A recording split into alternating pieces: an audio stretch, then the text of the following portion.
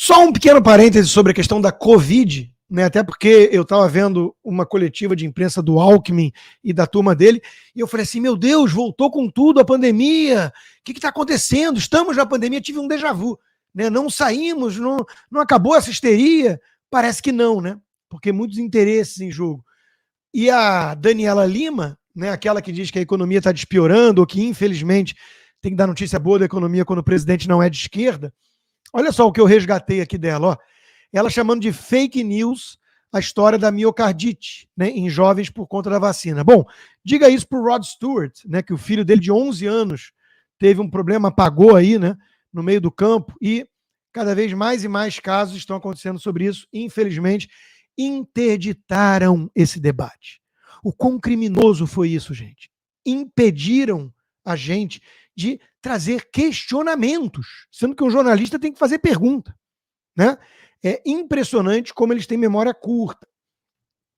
Enquanto isso, o Rui Costa, um dos apontados aí, né, para Ministério Lulista, exigindo o passaporte da vacina. Quer dizer, é óbvio que isso vem com tudo em âmbito nacional se o ladrão subir a rampa.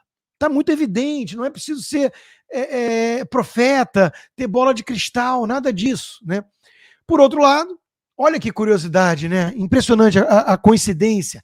A filha do Dr. Fauci, que aliás é o adeus mais longo da história, o cara já se despediu do serviço público meses atrás e continua por aí, né? Dando entrevistas e dizendo. A jornalista perguntou: tem alguma coisa nesse seu longo caminho? Né? O cara estava lá na época da AIDS, já fazendo besteira, dizendo que não havia comportamento de risco. Todo mundo tinha que ficar neurótico e paranoico igual. Quer dizer, um cara embusteiro. Mas perguntou, tem alguma coisa que você se arrepende muito, que você faria totalmente diferente? Ele, não. Sabe, eu sei que vão falar que, você acha então que você é perfeito? Não, eu estou longe de perfeito. Mas não, ao longo desses 35 anos não tem nada que eu faria totalmente diferente. Esse é o Dr. Fauci, né? Um picareta. E um picareta que colocou a filha dele no Twitter. Elon Musk comentou, que mundo pequeno, né? Só que agora o Twitter tem um dono que defende a transparência, a liberdade. E aí deixa a turma da esquerda apavorada. Veja, Twitter está trabalhando num software para todo mundo entender por que o está sob shadow ban ou não, se está ou não, qual a razão e como você pode fazer para recorrer, para apelar.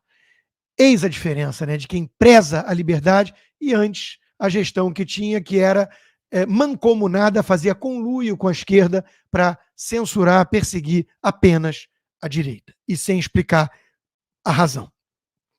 Por falar em Twitter, eu sei que isso é uma coisa menor, é uma brincadeira, mas como a Jovem Pan, em 1 ano de existência, já passou a Globo News em audiência com quase 30 anos, né?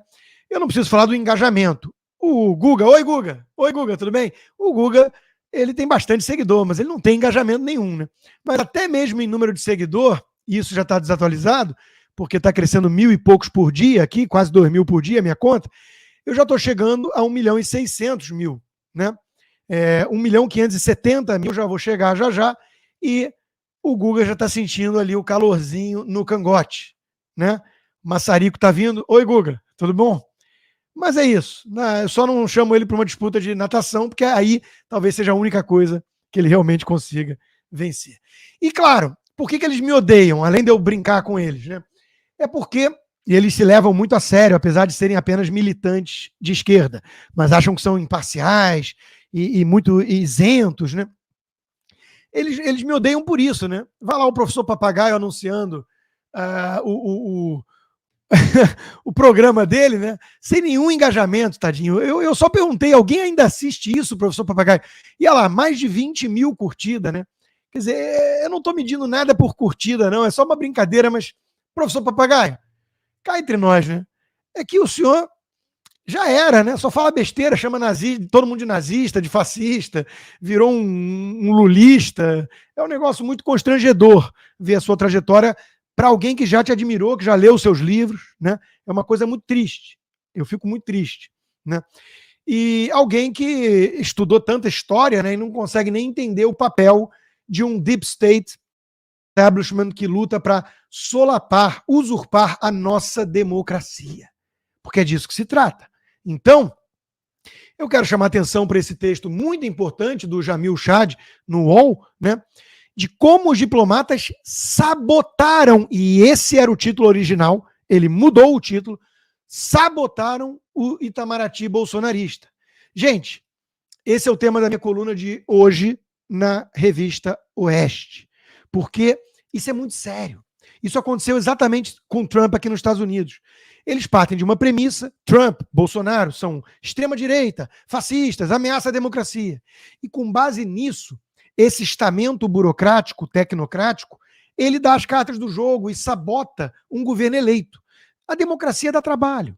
O Churchill dizia: a democracia, que é o melhor argumento contra a democracia, conversa 5 minutos com o eleitor médio. Você vai ver o quão ignorante ele é sobre tantos assuntos. Aí surge a ideia do Max Weber de você ter uma administração técnica, científica, que vai poder trabalhar pelos interesses do Estado sem essa pressão popular tão grande. Bonito na teoria. Funciona para algumas coisas. Qual é o poder? O problema? O poder corrompe. E conhecendo um pouquinho da natureza humana, né, a gente sabe que esse estamento vai passar a agir em prol dos seus interesses e não da nação. Em nome da ciência, da coisa pública, mas para atender os seus interesses e também suas colorações ideológicas, porque todo mundo tem uma visão de mundo. E é exatamente isso que nós estamos vendo agora. Sem accountability, sem responsabilidade, sem voto, sem ter sido eleito, ou seja, sem ter o mandato popular, eles querem governar em questões como aquecimento global, geopolítica, economia, tudo. Isso é um perigo.